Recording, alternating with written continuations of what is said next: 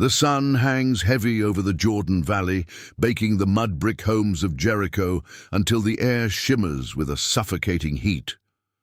For 6 days, the people behind the massive stone fortifications have stared out at a sight that defies all military logic. A silent, disciplined host of men moving with rhythmic, terrifying precision. They do not brandish spears or taunt the guards, but simply walk in complete silence. They complete one circle and then another, returning to their camp without a single word, leaving the soldiers of Jericho to watch from the high, imposing parapets. As the defenders grip the cool stone of the battlements, waiting for an attack that never comes, they find themselves trapped in a cycle of mounting dread.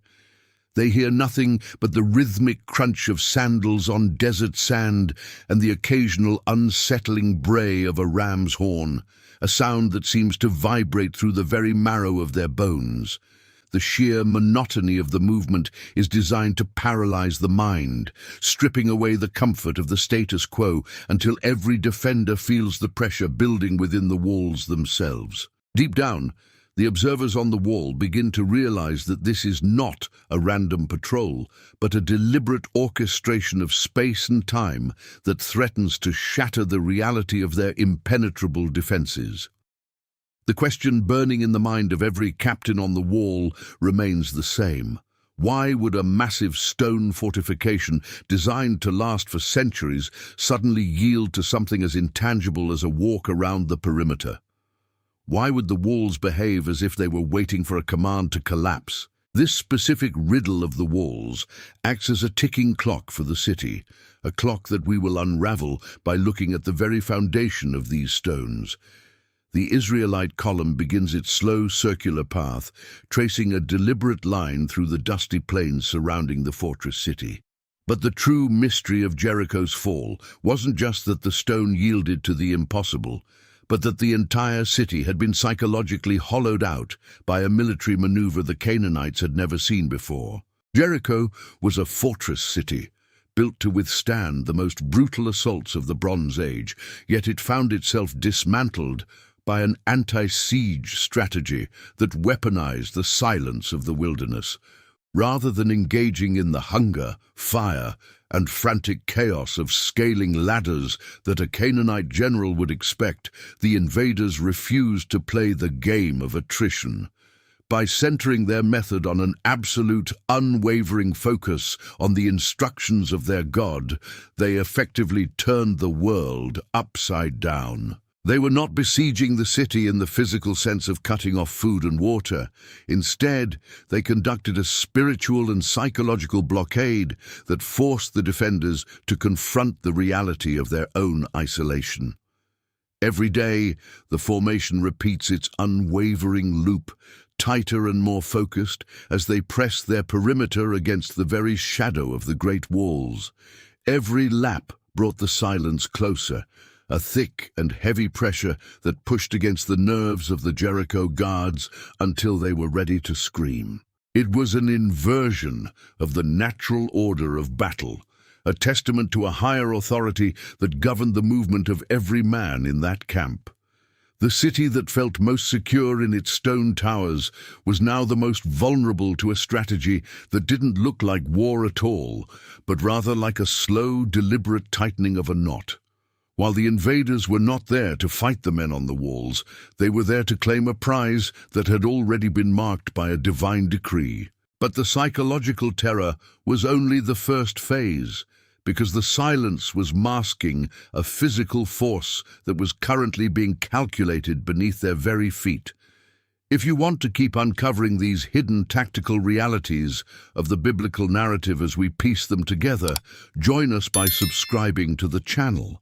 This refusal to engage in traditional combat wasn't merely a demonstration of discipline, but the necessary precursor to a structural failure that relied on the precise physical engineering of the walls themselves. To understand the collapse, we have to look past the legends and study the actual geometry of Jericho. The city was built upon a sophisticated foundation, featuring a massive stone revetment wall that braced the entire slope of the hill. Atop this stone base sat a superstructure of dense, heavy mud bricks stacked with engineering expertise meant to repel battering rams and persistent invaders. This was a defensive masterpiece, an ironclad barrier designed to make scaling the height a suicide mission for any army of the 14th century BC. Yet when the structural integrity of these walls was tested, they didn't just crumble into dust, they slid. The architectural reality of the site points to a catastrophic, simultaneous failure where the vertical weight of the superstructure became its own enemy. When the ground beneath them began to shift under the pressure of the repeated, rhythmic movement of the army, the mud brick walls didn't shatter but instead tipped. They leaned outward, gravity taking over as the foundation weakened, creating a slope that effectively paved the way for the invaders. This was not a chaotic pile of rubble that would have hindered an attacking force. It was a carefully fashioned path, a ramp that reached from the floor of the valley directly into the heart of the city. The genius of the engineering was that the barrier intended to hold the Israelites back became the very vehicle they used to enter. By forcing the walls to tilt at that exact angle, the defense was transformed into an invitation, a structural catastrophe that left no place for the defenders to hide. It was a failure of physics as much as a manifestation of a miracle, showing that the physical world is ultimately subject to the structural reality of the designer. We are left to wonder if the defenders understood the danger before it was too late to escape the shifting ground.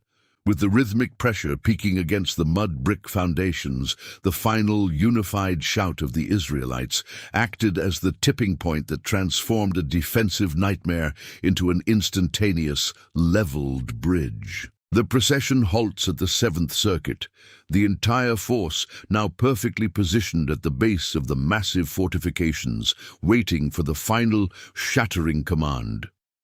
The 7th lap was the culmination of everything that had been prepared in the silence of the previous 6 days. As the long, resonant blast of the shofars tore through the air, the army joined in a single, thunderous and synchronized shout that vibrated through the very bedrock of the hill. It was the sound of a nation moving as one, a collective human instrument that harmonized with the frequency of the tension already built into the stone. At that precise moment, the structure, already weakened by the repetitive march and the shifting of the earth, surrendered its posture. The walls fell away from the city, sliding down the revetment like a giant crumbling staircase. The ramparts, which had stood for generations as the ultimate declaration of Canaanite power, were suddenly gone, replaced by a level road into the city center. It was a sight that must have been utterly paralyzing for the defenders, watching their massive, indestructible perimeter fold itself into the dirt.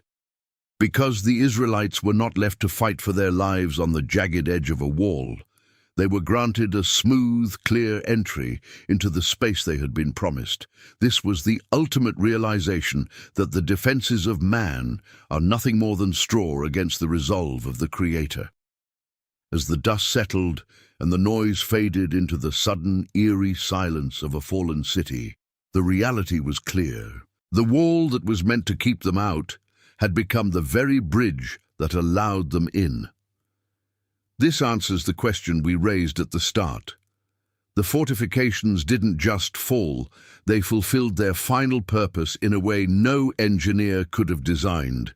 It was a moment of absolute terrifying clarity, where the geometry of the architecture met the command of the heavens, and the world was forever changed. Before we conclude, consider this. What other biblical event do you believe hides a similar layer of tactical or physical genius waiting to be unpacked? The fall of Jericho was not just a battle won in the 14th century BC, it was a permanent monument to the truth that no barrier, no matter how thick or how tall, can withstand the movement of a people fully aligned with the purpose of their God. The walls had not just fallen, they had served their final, unintended purpose as a grand earthen ramp, a pathway built by the hands of the defeated for the feet of the faithful. The history of Jericho serves as a mirror for us today, reflecting the challenges that seem insurmountable in our own personal lives. Just as the Israelites had to follow a process that felt illogical to those watching from the outside, we are often asked to walk paths that defy conventional wisdom. Faith is not the absence of structure or planning, but the alignment of our efforts with a divine blueprint that we may not fully understand at the time. Every step we take in obedience is a step toward the dismantling of the barriers that prevent us from entering the promises we have been given. When the walls of our own lives seem impenetrable, we must look to the geometry of our faith, knowing that the timing and the method belong to the architect of history. The victory at Jericho was never about human strength, but about the total surrender of human logic to the sovereign plan of God. May we have the courage to walk our own circuits in silence and obedience until the barriers we face fulfill their final purpose.